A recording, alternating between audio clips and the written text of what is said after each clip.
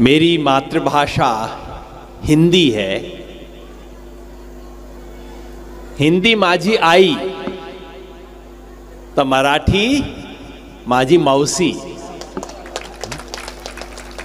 तो अपनी मौसी के घर मैं अपनी मां की बोली बोलूंगा।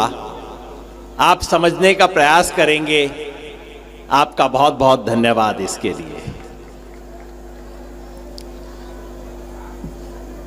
सबसे पहले मैं आपके गुरुदेव आध्यात्म गुरुकुल का धन्यवाद करना चाहता हूं। रवि भाई का धन्यवाद करना चाहता हूं, सरदार जी का धन्यवाद करना चाहता हूं, नितिन भाई का, कि आप सब ने मुझे इस विशिष्ट अवसर पे आने का मौका दिया। आप मेरा धन्यवाद कर रहे थे, धन्यवाद तो मुझे आपका करना चाहिए कि आपने राष्ट्र संत के चरणों में अपने कुछ विचार, अपनी कुछ श्रद्धांजलि, आदरांजलि पेश करने का आपने मुझे अवसर दिया है। इसके लिए मैं गुरुकुल का, आप सब लोगों का बहुत हृदय से आभारी हूं।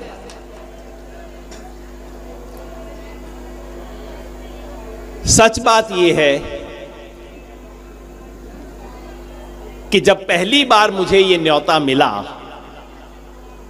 तो मैं बहुत हैरान हुआ। मैं एक राजनीतिक कार्यकर्ता हूं। धर्म, आध्यात्म, मंदिर, मस्जिद, गुरुद्वारा, उससे बहुत दूर रहता हूं। मन से नहीं, लेकिन बाहर से दूर रहता हूं। कभी कभी जब मंदिर, मस्जिद, गुरुद्वारे में लोग मुझे बुलाते हैं, मैं दूर से नमस्ते कर देता हूं, मैं जाता नहीं हूं वहां पर।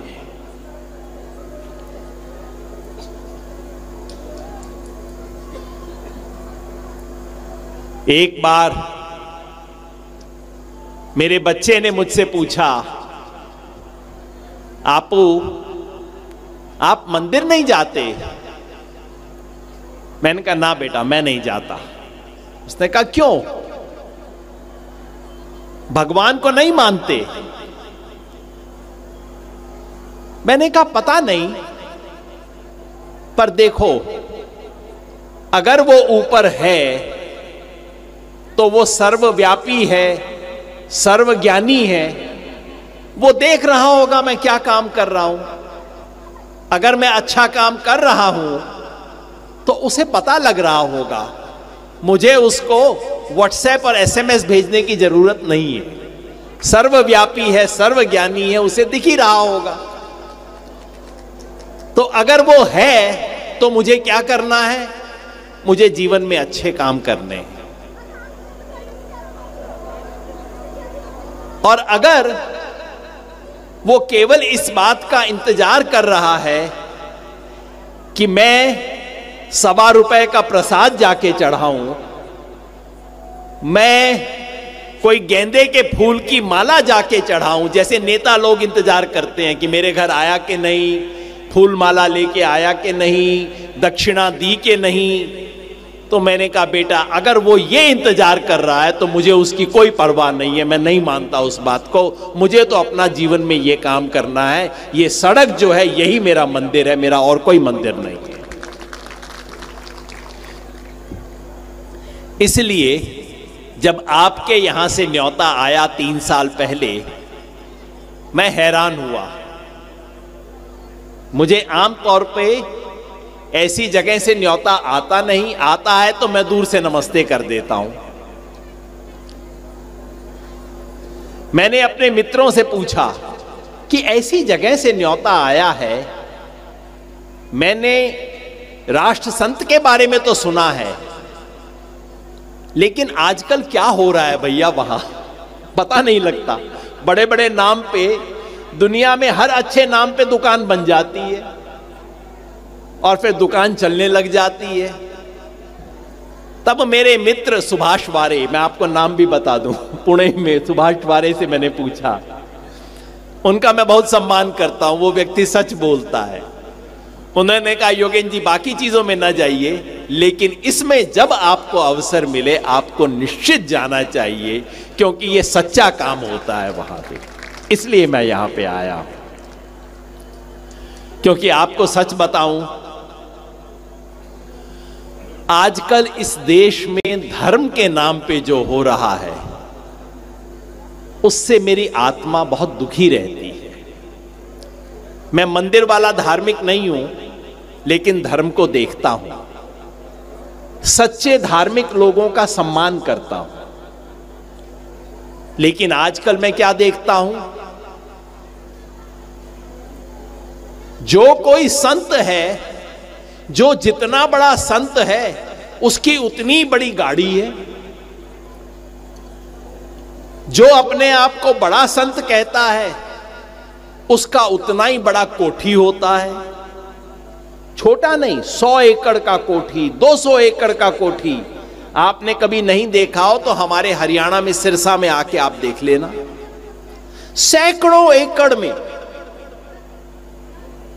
तो संत को गाड़ी भी चाहिए, संत को कोठी भी चाहिए, संत को एसी भी चाहिए। गर्मी में नहीं बैठेगा संत, संत को एसी भी चाहिए, और संत को आमदार और खासदार भी चाहिए, वो भी उसके सामने खड़ा हो। कहते हैं हमारे संत जी के पास ये आमदार आए, ये खासदार आए। मैंने कहा भैया, तुम्हें पैसा चाहिए, तुम्हें सत्ता चाहिए, तुम्हें बंगला चाहिए, तुम्हें एसी चाहिए, तुम में और एक दुकानदार में क्या फर्क हुआ? तुम तो दुकान चलाते हो, मैं दुकान में क्यों आऊं? इसलिए मैं संकोच कर रहा था। जब मेरे पास आया न्योता तो मैंने कहा कोई जगह होगी जहां मैं ये बात ईमानदारी से कह सकूं। और मुझे सत्यपाल जी की बात सुन के बड़ा सहारा मिला, बड़ा हिम्मत मुझे आई कि कम से कम एक धार्मिक जगह है जहां धर्म के बारे में सच बोला जा सकता है।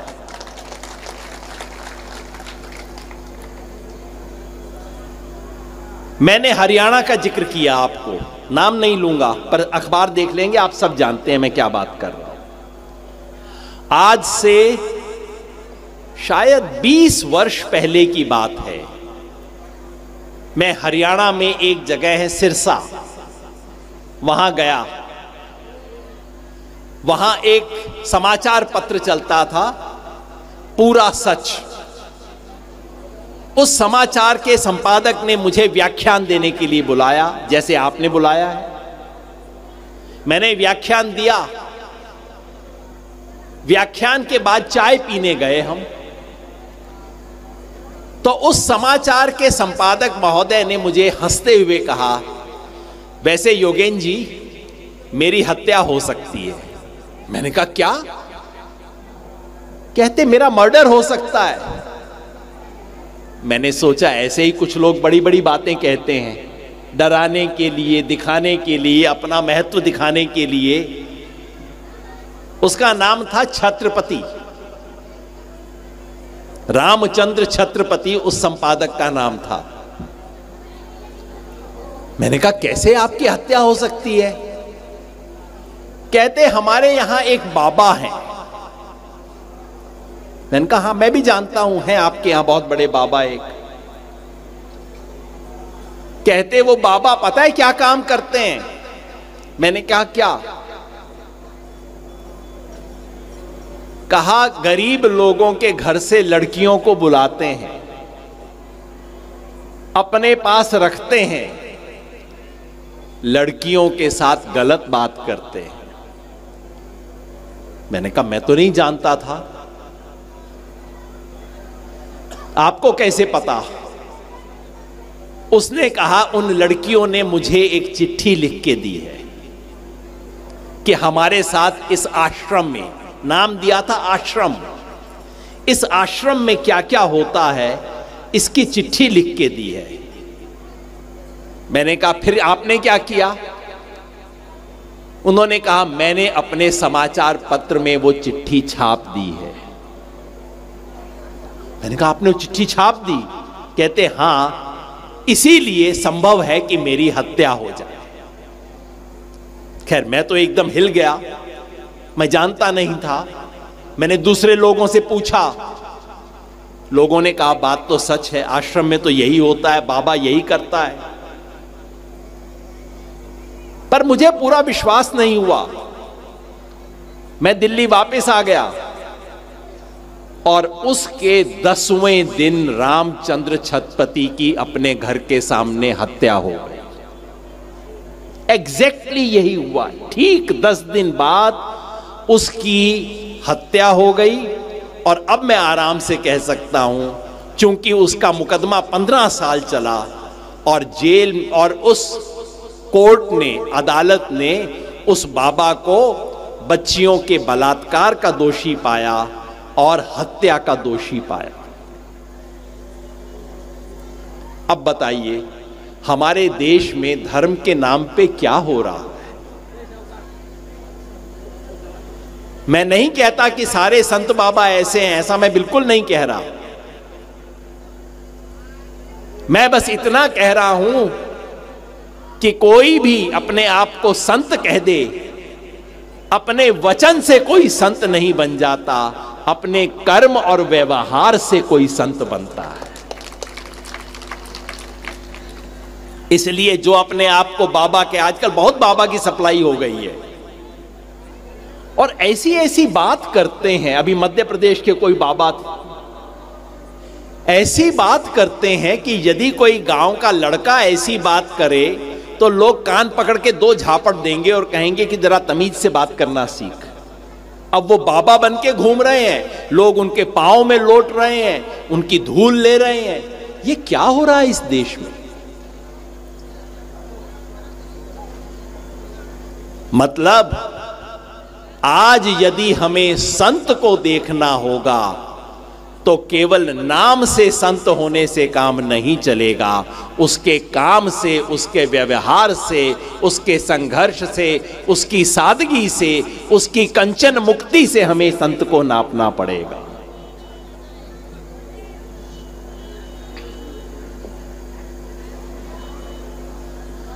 संत का मैं बहुत सम्मान करता हूं। ये देश संत परंपरा का देश है।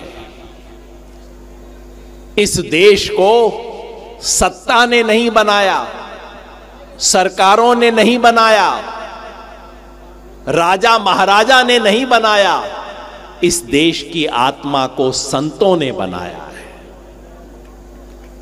चाहे वो नानक रहे हों, चाहे वो कबीर रहे हों, और आपके महाराष्ट्र में तो किस किस का नाम लिया जाए, ज्ञानेश्वर, तुकाराम, नामदेव, एकनाथ, जनाबाई, गोटा कुम्हार, रोहिदास, रामदास, शेख मोहम्मद, न जाने कितने कितने संत महाराष्ट्र ने इस देश को दिए हैं। अभी मैं सत्यपाल जी से कह रहा था, मैं आग्रह कर रहा था कि आप भजन गाइए, तो मैंने कहा, मुंह से अपने आप बात निकल गई। मैंने कहा, सर ये देश भाषणों से नहीं बंधा है, ये देश भजन से बनता है। ये इस देश की परंपरा है। सत्ता से नहीं, संतों से बना है, भाषण से नहीं, भजन से बंधा हुआ ये देश है। पर भजन वही जो हृदय से हो, जो अंदर से हो, जिसकी वाणी साफ आए। नहीं तो आजकल क्या होता है, धर्म और आध्यात्म के नाम पे बहुत बड़ी बड़ी सभाएं होती हैं, हजारों लोग बैठे होते हैं, कोई बाबा आके प्रवचन देते हैं, मुख पे होती है अच्छी बड़ी बड़ी बातें, शांति, अध्यात्म, अगला जन्म, भगवान, और मन में निगाह होती है, अच्छा कोई अमीर भक्त यहां पे मिल रहा है कि नहीं, अच्छा कोई आमदार खासदार दिख रहा है कि नहीं, अंदर ये सब बात होती है। लेकिन जो सच्चा संत होता है सच्चा संत अंदर और बाहर एक होता है। और तुकोड़ी महाराज से जो प्रेरणा हमें मिलती है वो ये कि संत केवल दूसरी दुनिया की बात नहीं करता, संत इस दुनिया को सुधारने और बदलने का प्रयास करता है। जो केवल आपको ऊपर की दुनिया के बारे में बताए वो सच्चा संत नहीं है। सच्चा संत इस दुनिया को, आज की स्थिति को बदलने और सुधारने का काम करेगा। तो मैंने सोचना शुरू किया, जैसा मैंने कहा मैं संत परंपरा का बहुत सम्मान करता हूं, तो मैंने सोचना शुरू किया तुकडोजी महाराज जैसे संत आज इस देश में कहां मिलेंगे। तो पता है पहला नाम मेरे मन में क्या आया? मेरे मन में पहला नाम एक राजनेता का आया। जीवित नहीं है, चुनाव नहीं लड़ रहे, चिंता मत कीजिए। मेरे गुरु किशन पटनायक उड़ीसा के थे। 32 वर्ष की उम्र में वो खासदार बन गए थे। 30 और 2 32, केवल 32 साल की उम्र में उड़ीसा में संबलपुर से वो मेंबर पार्लियामेंट चुने गए थे। अब आप सोचिए, महाराष्ट्र में अगर कोई 32 वर्ष की उम्र में खासदार बन जाए तो कैसा उसका घर होगा, कैसी कोठी होगी, कितने लोग उसके आगे पीछे चलते होंगे। किशन पटनायक 5 साल के लिए मेंबर पार्लियामेंट रहे और अगला चुनाव में जब सफल नहीं रहे, उनके पास रहने को घर नहीं था। पार्टी ने कहा दिल्ली में रहना है, तो कहां रहें? मेंबर पार्लियामेंट को दिल्ली में जो घर मिलता है उसके साथ एक सर्वेंट क्वार्टर मिलता है। अपने सेवक को रखने के लिए छोटा सा सर्वेंट क्वार्टर मिलता है। और किशन पटनायक जो खासदार रह चुके थे, अगले 4 वर्ष तक एक सर्वेंट क्वार्टर में रहे थे। केवल 4 साल की बात नहीं है, 32 वर्ष की उम्र में जो व्यक्ति खासदार था, वो जब 74 वर्ष की उम्र में मृत्यु हुई, संजय भाई जानते हैं 74 उनकी आयु थी जब वो मृत्यु हुई उनकी, उसके पास अपना घर नहीं था, बैंक बैलेंस नहीं था। उनकी पत्नी एक स्कूल में म्यूजिक टीचर थी, उसकी तनख्वाह से पति पत्नी अपना गुजारा करते थे। और आखिर तक कहते थे मुझे इतनी दूर जाना है, ट्रेन का तो मुझे मुफ्त का टिकट मिल जाएगा, लेकिन आगे ऑटो और चीजों का खर्चा होगा, वो व्यवस्था कैसे होगी।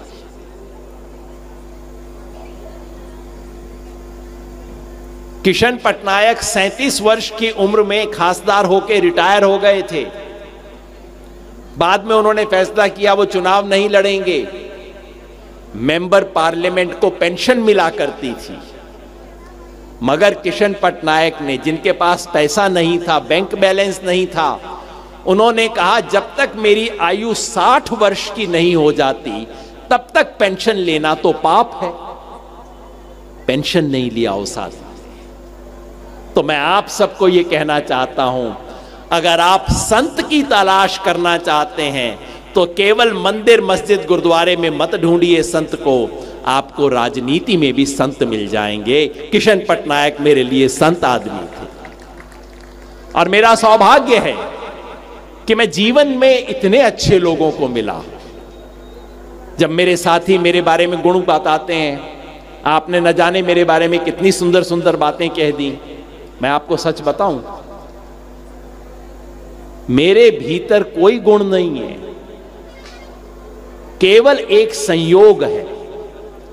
और वो संयोग ये है कि जब मैं युवा था, 19, 20, 25 साल का जब मैं था, तो मुझे पता नहीं किस संयोग से ऐसे संतों का सत्संग मिल गया।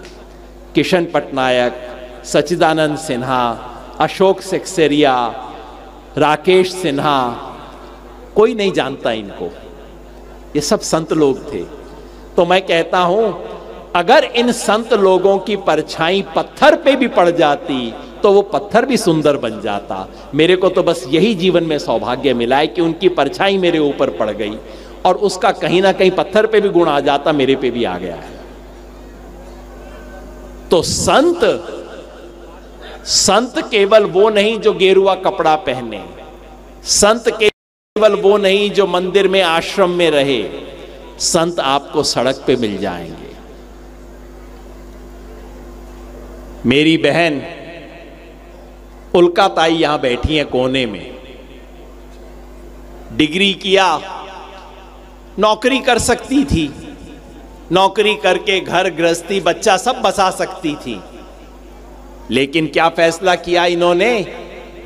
अपने घर से दूर रायगढ़ा में, कोंकण के रायगढ़ा में जाके आदिवासियों के बीच में काम करना, उनकी सेवा करना, उनके बीच संघर्ष करना, पूरे जीवन मेरी बहन ने यह काम किया है।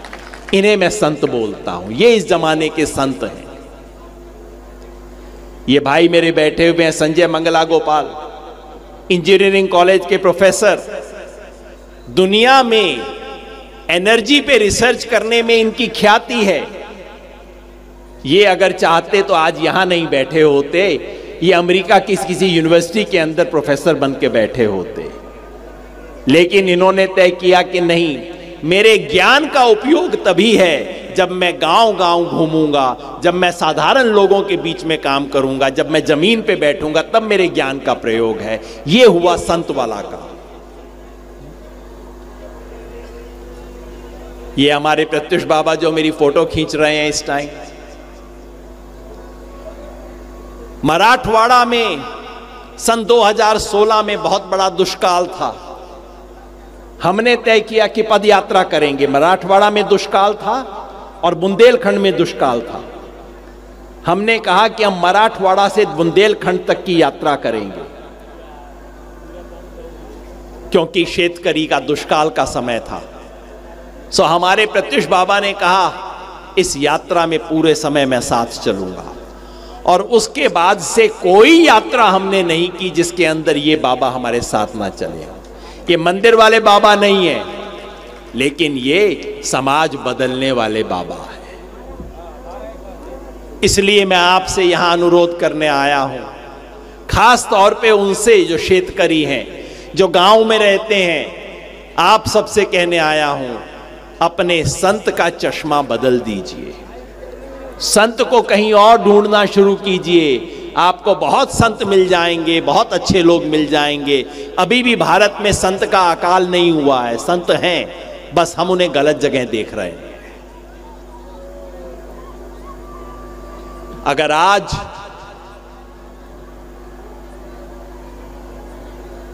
राष्ट्र संत तुकडोजी महाराज होते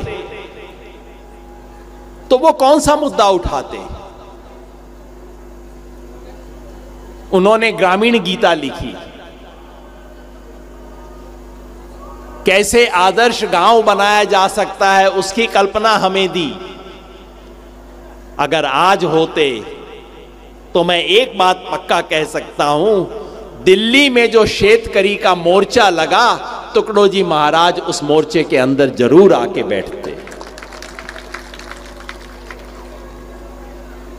और मजे की बात बताऊं, जब दिल्ली में किसान मोर्चा में हमने अपना लगाया, मुझे जिम्मेवारी दी गई थी कि दक्षिण दिल्ली के अंदर जाके मोर्चा लगाओ। 13 दिसंबर को हमने जाके अपना मोर्चा लगाया, इसी तरह शामियाना लगाया, और हमारे भी पहली रात को बारिश आ गई, हमारा शामियाना गिर गया था वहां। पहली ही देखिए जी जी। तो शेतकरी का दिल्ली में मोर्चा लगा था, आपको पता होगा, किसान आंदोलन हुआ था, वहां हमने मोर्चा लगाया। पहले ही रात को हमारा शामियाना गिर गया। पता नहीं कैसे दिसंबर के महीने में बारिश आ गई दिल्ली में। तो सुबह मैं अपने शेतकरी भाइयों के पास गया माफी मांगने के लिए, क्योंकि बारिश आई। दिल्ली में बहुत सर्दी पड़ती है, आपके यहां इतनी नहीं पड़ती, दिल्ली में बहुत सर्दी पड़ती है। और उनका रजाई गद्दा भीग गया। अब सोचिए, सर्दी का दिन, रात के समय गद्दा भीग गया, रजाई भीग गई। सुबह मैं उनसे क्षमा प्रार्थना करने गया, क्योंकि व्यवस्था मेरी जिम्मेवारी थी। मैं क्षमा प्रार्थना करने गया कि क्या करें, बारिश से बचा नहीं सकते। 900, किसी को 3800, किसी को 3500, खराब हो तो 2500। आमद की यह स्थिति है। बाकी सब चीजों का दाम बढ़ेगा, लेकिन किसान की फसल का दाम नहीं बढ़ेगा। सरकार जो उसको दाम बताएगी वो दाम भी किसान को नहीं मिलेगा। किसान की आमदनी नहीं बढ़ती। सरकार जो भी कह ले, कितनी भी बात कह ले। एक बार कहा गया था कि किसान की आय दोगुनी होने वाली है, सुना था आपने? किसान की आय डबल कर देंगे, ऐसा कहा गया। क्या महाराज आप बताइए, कोई किसान मिला आपको डबल आय वाला? मुझे तो आज तक नहीं मिला है। कागज में हो गई। तो आय बढ़ती नहीं है, लेकिन खर्च बढ़ता जाता है किसान का। हर चीज का खर्च, डीएपी का, खाद का, पानी का, बिजली का, और अब तो बच्चों के स्कूल की फीस का। एक बार अस्पताल चला जाए तो फिर जमीन बेचनी पड़ती है, और कोई रास्ता नहीं है किसान के पास। तो आमद बढ़ती नहीं है, खर्च बढ़ता जाता है। और ऐसे में अगर एक भी आपदा आ जाए, अतिवृष्टि,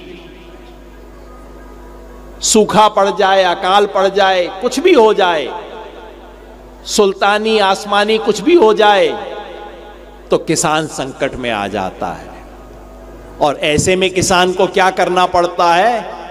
कर्ज लेना पड़ता है। भारत का 100 में से 52 किसान कर्जदार है। भारत सरकार कहती है, मैं नहीं कह रहा। 100 में से 52 किसान कर्ज में डूबा हुआ है। तो आमद बढ़ती नहीं, खर्च बढ़ता जाता है। आपद आ जाए तो किसान डाउन हो जाता है और कर्ज लेने पर मजबूर हो जाता है। और जब कर्ज नहीं दे पाता तो वही स्थिति होती है जो मेरे भाई ने बताया। कर्ज का भी आप किस्सा सुनिए। बड़ी बड़ी कंपनियां बड़ा बड़ा कर्ज लेती हैं, कुछ नहीं होता उनको। उत्तर प्रदेश में किसान का 50,000 रुपए का कर्ज था, तो क्या किया? तहसील में दीवार पे किसानों का नाम लिख दिया कि ये कर्जदार हैं, इन्होंने कर्जा नहीं दिया है सरकारी बैंक का। 50,000 का जिसका कर्जा, उसका नाम दीवार पे लिख देते हैं, क्योंकि वो शेतकरी है, क्योंकि वो किसान है। और जिसका 50,000 करोड़ का कर्जा है, उसको कोई नहीं पूछता है।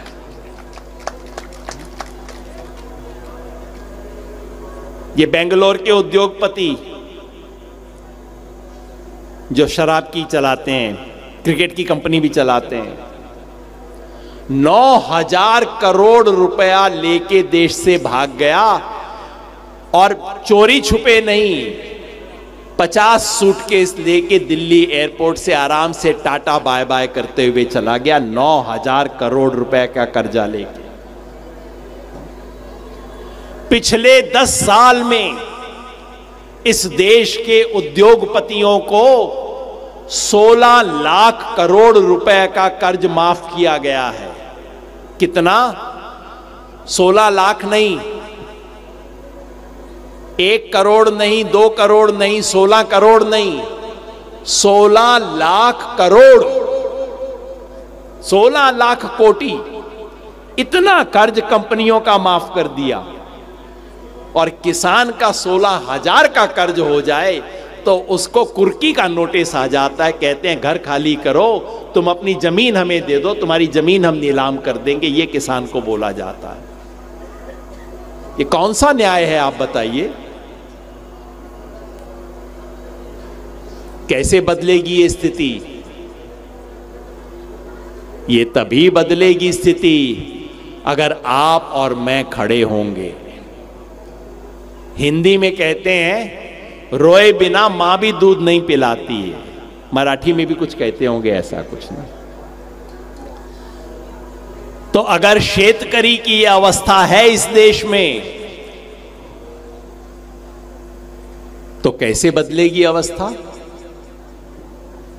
अवस्था तभी बदलेगी अगर शेतकरी खुद खड़ा होके बोलेगा।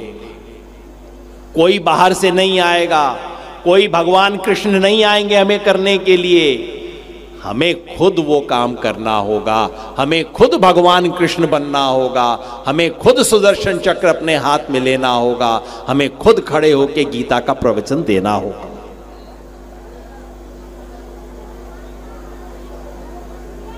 यही काम किसान आंदोलन ने किया था। जो 13 महीने तक दिल्ली में किसानों का आंदोलन चला, लोगों ने कहा 3 कानून थे, कानून रद्द हो गए, आपको इस आंदोलन से क्या मिला? मैंने कहा सही बात है, पहले वो कानून नहीं थे, वो मुसीबत सरकार ने हमारे सर पे रखी, हमने मुसीबत हटा दी, लेकिन किसान तो वहीं का वहीं है, सही बात है। लेकिन मैंने कहा एक बात हासिल हुई है, ये जो किसान आंदोलन है उसने ये बात साबित कर दी कि किसान भी इस देश में कोई चीज है, कि किसान से छेड़खानी नहीं कर सकते, किसान को पांव की जूती नहीं समझ सकते आप।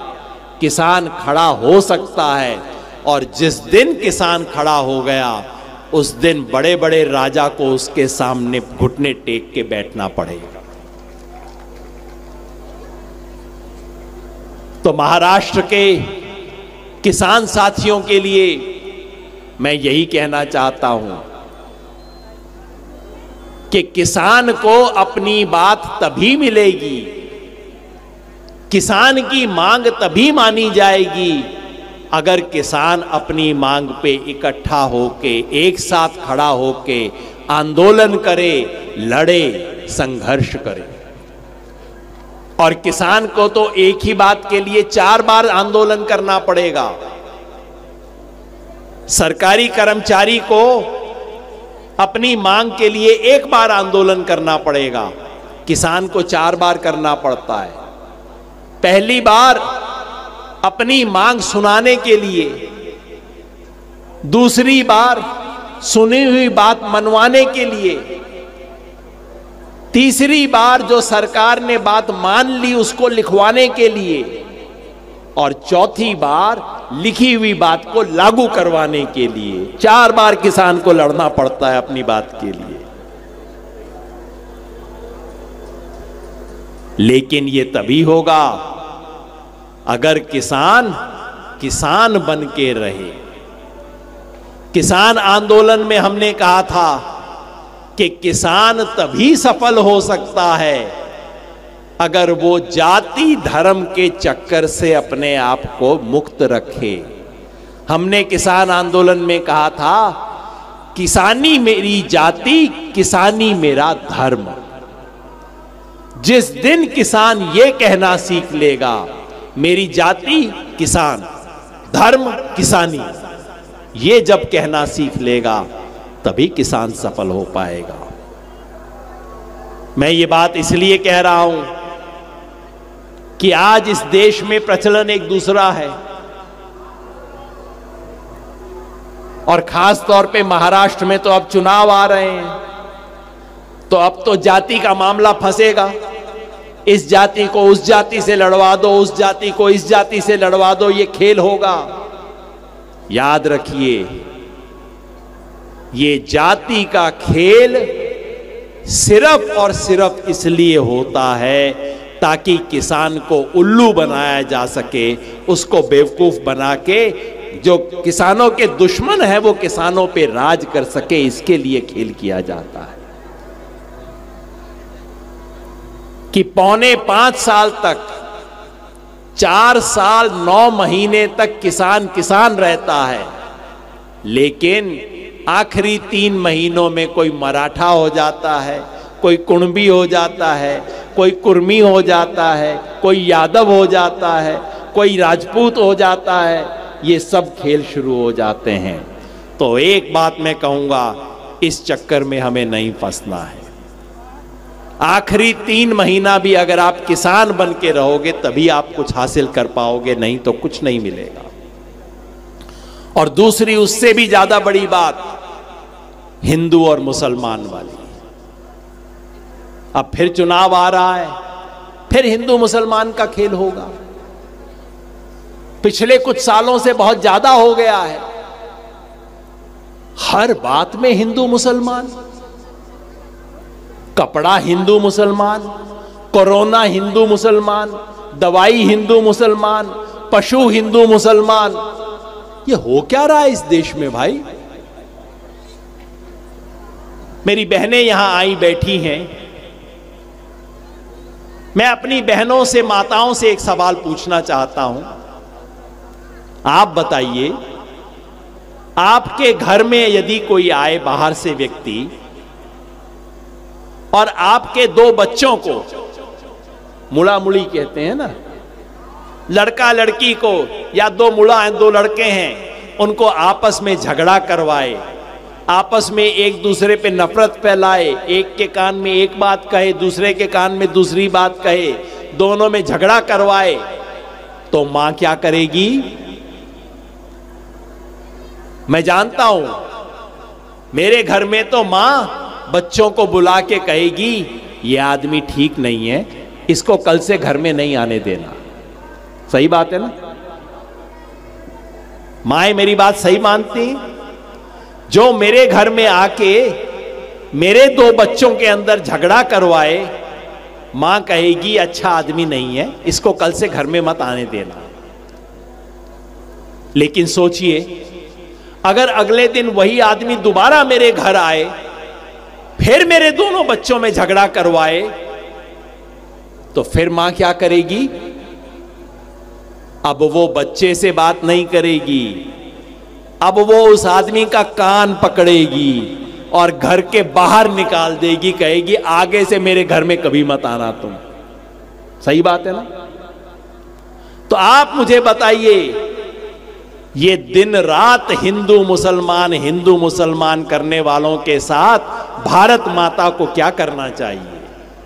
ये भारत माता के 2 बच्चे हिंदू और मुसलमान, और आजकल ऐसा फैशन चल गया है कि ढूंढते हैं कैसे झगड़ा करवाया जाए, कि रवि भाई का और इनका, ये हिंदू ये मुसलमान, देखते हैं भाई इनका कोई झगड़ा है क्या? नहीं झगड़ा तो नहीं है, दोस्त हैं ये तो। अरे इनके बाप का झगड़ा रहा होगा, ढूंढो, कि नहीं इनके बाप भी बहुत प्यार से रहते थे एक दूसरे के साथ। तो कहते हैं तो दिक्कत हो गई, 500 साल पहले कोई झगड़ा रहा होगा, वो निकाल के लाओ, इनके अंदर झगड़ा करवाओ। आप मुझे बताइए, जो मेरे घर में मेरे बच्चों के बीच में झगड़ा करवाए, वो मेरे परिवार का मित्र है या मेरे परिवार का दुश्मन है? आप सोच लीजिए। जो भारत देश में भारत मां के 2 बच्चे हिंदू और मुसलमान, उनमें दिन रात झगड़ा करवाए, वो भारत का देश प्रेमी है या कि देशद्रोही है? आप फैसला कर लीजिए।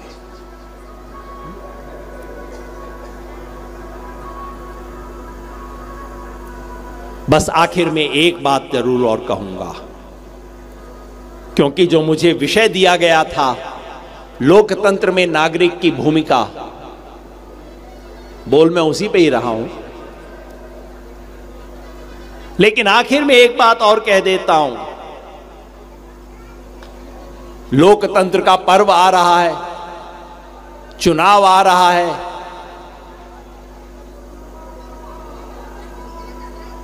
आप सब अपने अपने विवेक के हिसाब से फैसला करेंगे, जरूर कीजिए।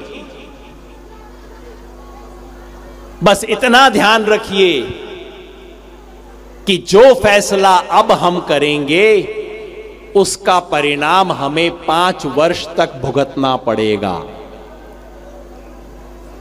जो आज हमें पैसा देगा, रिश्वत देगा, दारू पिलाएगा, यहां दारू भी चलती है, चुनाव में दारू भी चलती है बहुत ज्यादा।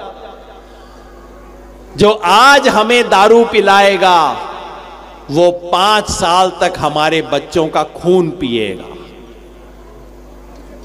आज अगर किसी की रिश्वत लेते हैं पार्टी की या सरकार की, तो समझिए हम अपने बच्चों का भविष्य बेच रहे हैं उसके हाथ। आपने कही ये बात।